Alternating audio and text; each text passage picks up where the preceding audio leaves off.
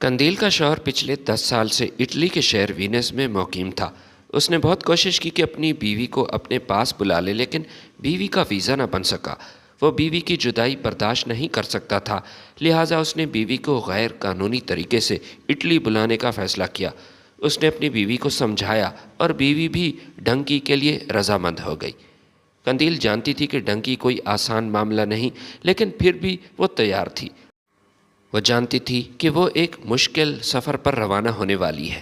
سب سے پہلا امتحان بلوچستان کے راستے ایران پہنچنا تھا، پھر ایران سے ترکی کا پہاڑی سلسلہ شروع ہوا تو یہ بھی کافی دشوار گزار تھا، جس میں 5 عورتیں جاں بحق ہو گئیں، اور اب اس قافلے میں ایک تنہا عورت قندیل تھی، جبکہ اس کے ساتھ 20 مرد موجود تھے۔ مسلسل 3 سے 4 گھنٹے پیدل چلنے کے بعد اس کی ہمت جواب دے چکی تھی۔ وہ نیچے زمین پر بے ہوش ہو گئی۔ ایجنٹ نے باقی ساتھیوں کو سفر جاری رکھنے کا حکم دیا اور کہا کہ اس عورت کے لیے ہم نہیں رک سکتے، کیونکہ یہاں پر رکنا خطرے سے بالکل خالی نہیں۔ انہوں نے اپنا سفر جاری رکھا۔ بے ہوشی کی حالت میں قندیل کو ایک ایسے قبیلے کے لوگ اٹھا کر لے گئے جہاں یہ رواج پایا جاتا تھا کہ ایک عورت کے ساتھ 8 مرد شادی کرتے تھے۔ جب قندیل کو ہوش آیا تب قندیل ظفر سے جھگڑ رہی تھی کہ تمہارے پاس زیادہ سے زیادہ 1 سال کا عرصہ ہے۔ 1 سال کے بعد ابا کی جہاں مرضی ہوگی میری شادی کر دیں گے، میں اس کو منع نہیں کر سکتی۔ ظفر نے جب یہ سنا تو قندیل سے کہا کہ 1 سال کا عرصہ کافی ہے میرے لیے۔ مجھے امید ہے کہ جہاں جہاں میں نے اپلائی کر رکھا ہے تو 1 سال کے اندر کسی نہ کسی ڈپارٹمنٹ میں تو میری نوکری لگ ہی جائے گی۔ قندیل ظفر کو پسند کرتی تھی، لیکن شادی کے لیے بھی یہ شرط تھی کہ ظفر بے روزگار بالکل نہ ہو، اور حاجی صاحب کی بھی، قندیل کے جو باپ تھے، اس کی بھی یہی خواہش تھی کہ اس کی بیٹی کی شادی جس سے بھی ہو وہ بے روزگار بالکل نہ ہو، کوئی نہ کوئی جاب ضرور کرتا ہو۔ ظفر کے پاس اور کوئی ذریعہ آمدن بھی نہیں تھا۔ دونوں کی بچپن میں منگنی طے ہو چکی تھی۔ قندیل نے جیسے ہی ماسٹرز کی تعلیم مکمل کی تو اس کے لیے اچھے اچھے رشتے آ رہے تھے، کیونکہ وہ دکھنے میں بہت خوبصورت قداور لڑکی تھی۔ یونیورسٹی کے دنوں میں ہی قندیل کو بہت سے لڑکے پسند کرتے تھے، لیکن قندیل ظفر کو اپنا دل دے بیٹھی تھی۔ وہ اس کا چچا زاد تھا۔ ظفر کے علاوہ وہ کسی سے شادی کے متعلق سوچ بھی نہیں سکتی تھی۔ کئی اچھے اچھے رشتے آئے تو حاجی صاحب نے قندیل سے کہہ بھی دیا کہ مجھے نہیں لگتا کہ ظفر زندگی میں کبھی سیٹل ہو پائے گا، اس کے یہی حالات رہیں گے، لہٰذا یہ تمہارے لیے موقع ہے کہ موقع بار بار نہیں آئے گا، میری بات مان لو اور یہ منگنی توڑ دو، تمہاری زندگی سنور جائے گی۔ لیکن قندیل نے بابا سے یہی کہا کہ بابا جی، مجھے آپ سے اس بات کی بالکل امید نہیں تھی۔ ظفر آپ کا بھتیجا ہے، آپ کے مرحوم بھائی کی نشانی، کم از کم اس معاملے میں تو ذرا سوچئے۔ اس کا باپ خاموش رہا، صبر کرتا رہا، لیکن جیسے ہی قندیل کی عمر 25 برس ہوئی تو اس نے کہا کہ میں اب مزید برداشت نہیں کر سکتا۔ پچھلے 3 سال سے وہ کوشش میں ہے جاب کے لیے، لیکن ابھی تک معمولی سی جاب بھی نہ مل سکی۔ حالانکہ ظفر نے قندیل سے کہہ بھی دیا تھا کہ سادگی سے نکاح کر لیتے ہیں، میں 2 جوڑوں میں تجھے بیاہ کر گھر لے آؤں گا، ہو سکتا ہے گھر میں تمہاری آمد سے اللہ تعالیٰ میرے لیے رزق کے خزانے کھول دے اور میری قسمت بدل جائے، کیونکہ جو لڑکی بھی نئے گھر میں آتی ہے تو اپنا رزق ساتھ ہی لے کر آتی ہے۔ مگر قندیل تھی کہ بضد تھی کہ میں اپنی دوستوں کو کیا منہ دکھاؤں گی، جن کو میں نے یہ کہہ رکھا ہے کہ ظفر بہت جلد آفیسر بننے والا ہے۔ شادی کے بعد میں اپنی سہیلیوں کو کیا بتاؤں گی کہ ظفر کیا کرتا ہے؟ میٹرک سے لے کر ماسٹرز تک تم نے ہر کلاس میں ٹاپ کیا اور ٹاپ کرتے آئے۔ اس وقت تو ہر کسی کو یہی محسوس ہوتا تھا، حتیٰ کہ تمہارے استاذوں کو بھی یہی لگتا تھا کہ تعلیم مکمل کرنے پر ہی ایک اچھی کمپنی تمہیں جاب کی آفر کر دے گی، لیکن افسوس کہ 4 سال ہونے کو ہیں تمہیں ابھی تک ڈھنگ کی جاب نہیں ملی۔ ظفر دل ہی دل میں پریشان تھا کہ وہ کیا کرے۔ اسے نئے اچھے اچھے ڈپارٹمنٹ میں انٹرویو دے رکھا تھا، لیکن ابھی تک جاب کے لیے کوئی کال نہیں آئی تھی۔ وہ انتظار کر رہا تھا، وہ قندیل سے بے پناہ محبت کرتا تھا۔ آخرکار انتظار کی گھڑیاں ختم ہوئی اور 1 سال کے اندر اندر ظفر کی ہیلتھ ڈپارٹمنٹ میں جاب ہوئی۔ ایک 17 گریڈ کا آفیسر بھرتی ہوا۔ جاب حاصل کرنے سے زیادہ اسے اس بات کی بھی خوشی تھی کہ اب قندیل اس کی زندگی میں آ جائے گی۔ جس کی اسے کافی عرصے سے تمنا تھی، اور دل ہی دل میں وہ خوف میں مبتلا تھا کہ جاب نہ ہونے کی وجہ سے ہو سکتا ہے قندیل سے میری شادی نہ ہو اور قندیل مجھ سے ہمیشہ کے لیے دور ہو جائے۔ اگلے ہی ماہ قندیل اور ظفر کی دھوم دھام سے شادی ہوئی۔ قندیل کا باپ بھی ایک سرکاری ملازم تھا۔ اس نے ریٹائرمنٹ کا سارا پیسہ بیٹی کی شادی کے لیے بچایا ہوا تھا۔ قندیل اس کی اکلوتی اولاد تھی اور وہ اپنی بیٹی کی خوشی میں اپنی ساری دولت لٹانا چاہتے تھے۔ شادی کے 6 ماہ بعد ہی قندیل نے اس خواہش کا اظہار کیا کہ ہمیں ایک گاڑی لے لینی چاہیے۔ ظفر نے کہا کہ میں ابھی تو اس پوزیشن میں نہیں کہ گاڑی لے سکوں، مگر قندیل بضد تھی کہ نہیں، میری فلاں دوست نے گاڑی لے لی، ہمیں بھی ایک اچھی سی گاڑی لے لینی چاہیے۔ ظفر نے کہا ٹھیک ہے، مجھے سوچنے کا موقع دو، میں کوشش کرتا ہوں کہ کسی ذریعے سے قسطوں پر کوئی اچھی سی گاڑی لے سکوں۔ اس کے بعد مختلف بینکوں سے ظفر نے معلومات لینا شروع کی کہ سرکاری ملازمین کے لیے کوئی ایسی پالیسی موجود ہے جس سے وہ قسطوں پر کوئی اچھی سی گاڑی لے لے۔ لیکن ہر بینک کی یہی پالیسی تھی کہ سرکاری ملازم کم از کم 2 سال کا عرصہ گزار چکا ہو تبھی وہ گاڑی لے سکتا ہے۔ لیکن ابھی تو اس کی جاب کو 6 ماہ کا عرصہ ہوا تھا۔ وہ بہت پریشان تھا۔ ویسے تو اس کی یہی کوشش تھی کہ قندیل کے منہ سے جو بھی خواہش نکلے وہ فوراً پوری کرے، لیکن کوئی ایسی خواہش جو اس کے دسترس سے باہر نہ ہو، اس لیے وہ پریشان تھا کہ وہ کیسی پوری کرے اس خواہش کو۔ آج آفس سے جیسے ہی ظفر واپس آیا تو قندیل اس انتظار میں تھی کہ گاڑی کے لیے کوئی اچھی خبر لے آئے گا، لیکن ظفر کے چہرے سے ہی اسے اندازہ ہو گیا تھا کہ کام نہیں ہوا۔ ظفر نے اسے کہا کہ 1.5 سال مزید انتظار کر لو، اس کے بعد میں قسطوں پر گاڑی خریدنے کے قابل ہو جاؤں گا۔ قندیل نے جیسے ہی سنا تو سامان پیک کرنے لگی۔ ظفر اسے سمجھا رہا تھا کہ کیا کر رہی ہو، تم میرے ساتھ کیسے ایسے کر سکتی ہو؟ شادی سے پہلے تم نے وعدہ کیا تھا کہ ہر قدم پر میرا ساتھ دو گی، زندگی میں مشکلات آسانیاں جیسے بھی حالات ہوں گے تو میرے ساتھ رہے گی، اور اب چھوٹی سی بات پر مجھ سے خفا ہو کر جا رہی ہو۔ قندیل نے کہا تم نے بھی مجھ سے وعدہ کیا تھا کہ شادی کے بعد دنیا کی تمام خوشیاں میری جھولی میں ڈال دو گے۔ میں نے بھی صرف ایک چیز کی خواہش کا اظہار کیا ہے، نہ مہنگے مہنگے کپڑوں کی فرمائش کی، نہ کسی بڑے گھر کی فرمائش۔ میں نے زندگی میں پہلی فرمائش تم سے اسی گاڑی کی ہے، اور وہ بھی میری خواہش پوری نہ کر سکے۔ رات کے 10 بج رہے تھے اور اس پہر وہ اپنا سامان پیک کر رہی تھی۔ ظفر بہت پریشان تھا۔ وہ گیٹ کے باہر آئی، ظفر بار بار اس کے آگے آ رہا تھا، منت کر رہا تھا کہ ایسا مت کرو، لیکن وہ ظفر کی کوئی بات سن ہی نہیں رہی تھی۔ ایک رکشے والے کو روکا اور پھر اس میں بیٹھ گئی۔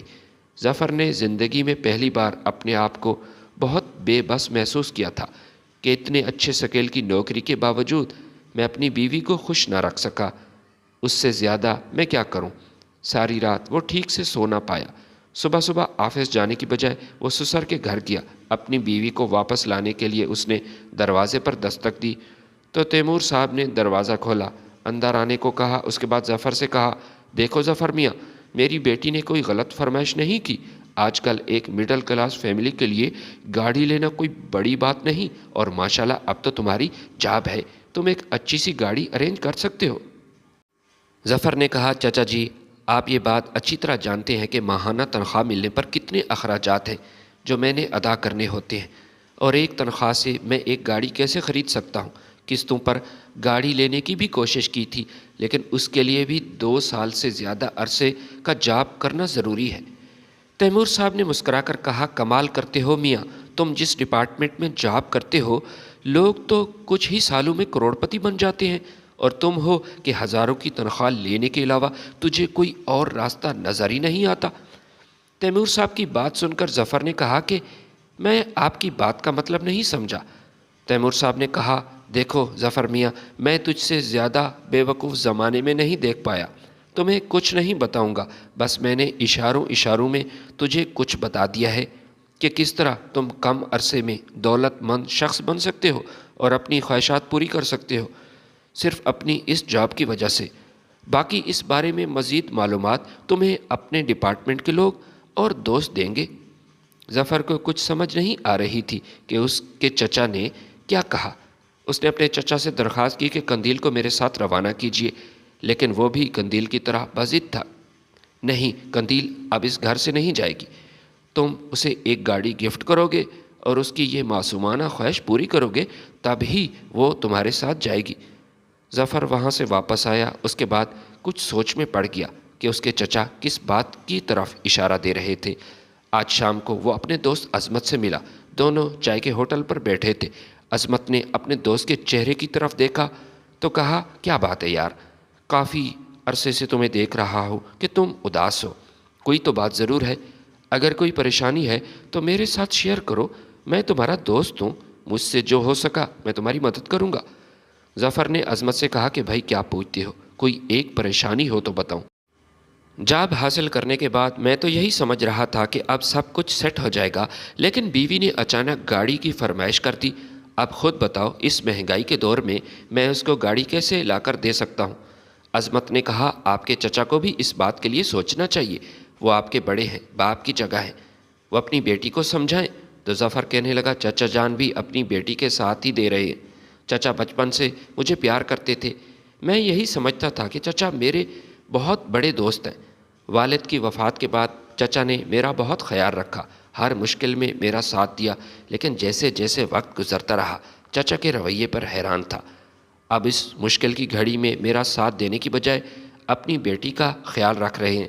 اس نے قندیل کو بالکل نہ سمجھایا کہ تم اپنے شوہر کا ساتھ دو۔ ایسے ہی باتوں کا سلسلہ جاری رہا تو ظفر کو اچانک خیال آیا۔ اس نے اپنے دوست سے پوچھا، اچھا یار عظمت، یہ بتاؤ کہ تم اس ڈپارٹمنٹ میں مجھ سے پہلے ہو۔ چچا اشاروں میں مجھ سے کہہ رہے تھے کہ اس ڈپارٹمنٹ میں لوگ تھوڑے ہی عرصے میں لاکھ پتی بلکہ کروڑ پتی بن جاتے ہیں، کافی سارا مال جمع کر لیتے ہیں۔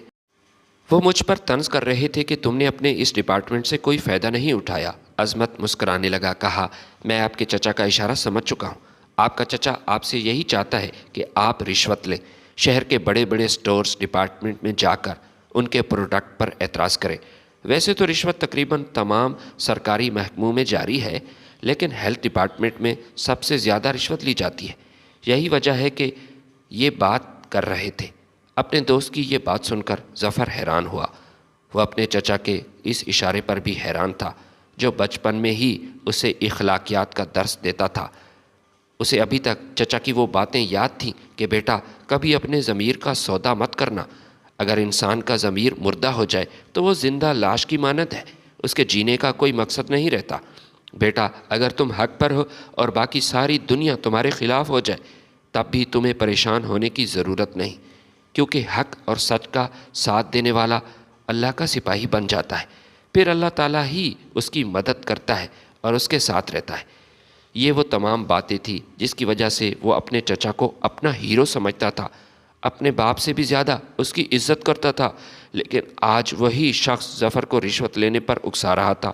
ایک طرف اس کی بیوی تھی جس سے وہ بے پناہ محبت کرتا تھا، دوسری طرف اس کا ضمیر تھا جس کو ہر حال میں وہ زندہ رکھنا چاہتا تھا۔ وہ مشکل میں تھا، بڑے عجیب پیریڈ سے گزر رہا تھا، سمجھ نہیں آ رہی تھی کہ وہ کیا کرے۔ قندیل تھی کہ اس بات پر بضد تھی، وہ اس سے بات بھی نہیں کرنا چاہتی تھی، نہ ہی اس کی کال اٹینڈ کر رہی تھی۔ آخرکار اپنے گھر کو بچانے کے لیے، قندیل کو حاصل کرنے کے لیے اس نے فیصلہ کیا کہ وہ رشوت لے گا۔ اپنے ڈپارٹمنٹ میں پیسہ کمانے لگا جیسے باقی لوگ کما رہے تھے۔